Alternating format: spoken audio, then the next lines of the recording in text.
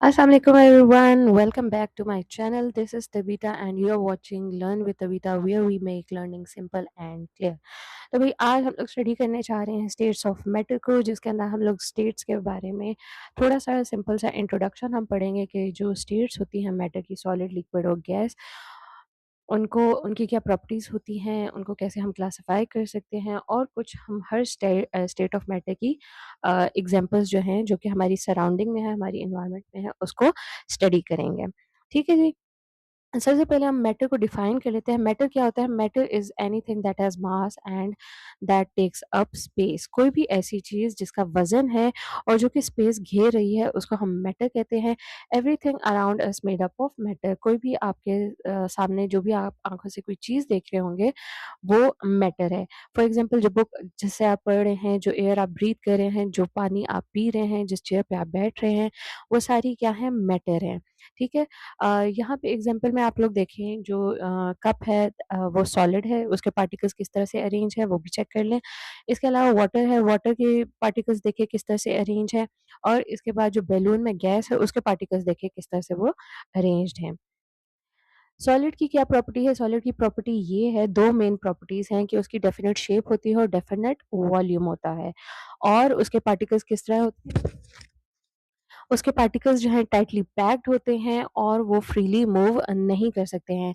अगर आप लोग ये डायग्राम में देखें तो देखिए पार्टिकल्स जो हैं किस तरह से आपस में एक-दूसरे के साथ जुड़े हुए हैं और बिल्कुल भी वो मूव नहीं कर सकते हैं।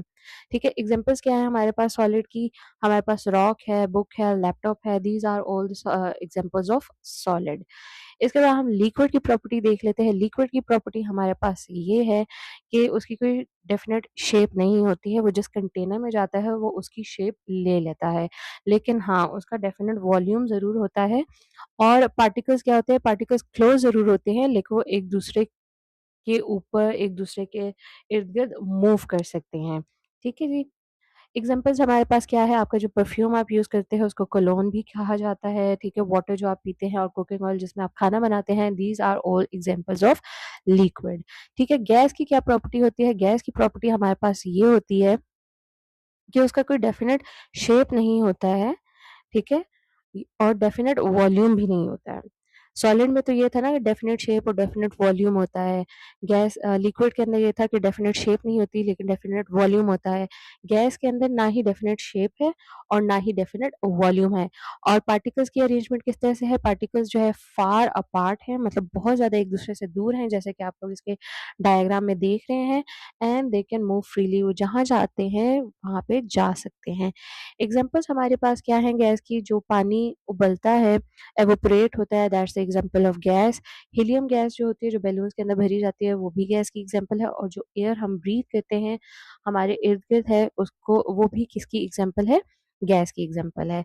ठीक है जी, अब आपके लिए एक ये चैलेंज है, ठीक है? आपने इसको कमेंट्स में लिखना है। I will check each and every comment, और मैं इसका आंसर नहीं दूँगी। इसका आंसर मैं कमेंट्स में चेक करूँगी और जिसका आंसर ठीक होगा, मैं उसके ऊपर कमेंट करके आपको बताऊँगी कि आंसर ठीक है। चैलेंज ये है कि आपने बताना है कि वाटर जो है कैसे 3 स्टेट्स ऑफ मैटर के अंदर एग्ज़िस्ट करता है। पानी है, how it can exist in all 3 states of matter.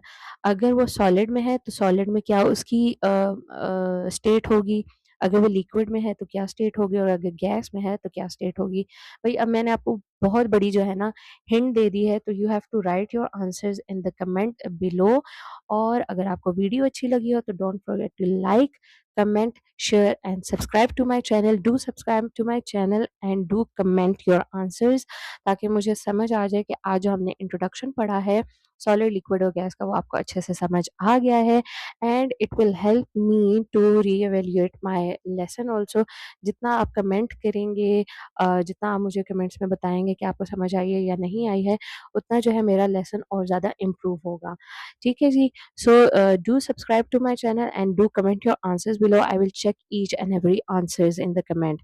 ठीक है जी? So keep learning simple, keep learning clear. This is Learn with Tabitha. I'll see you in the next video. Allah Hafiz.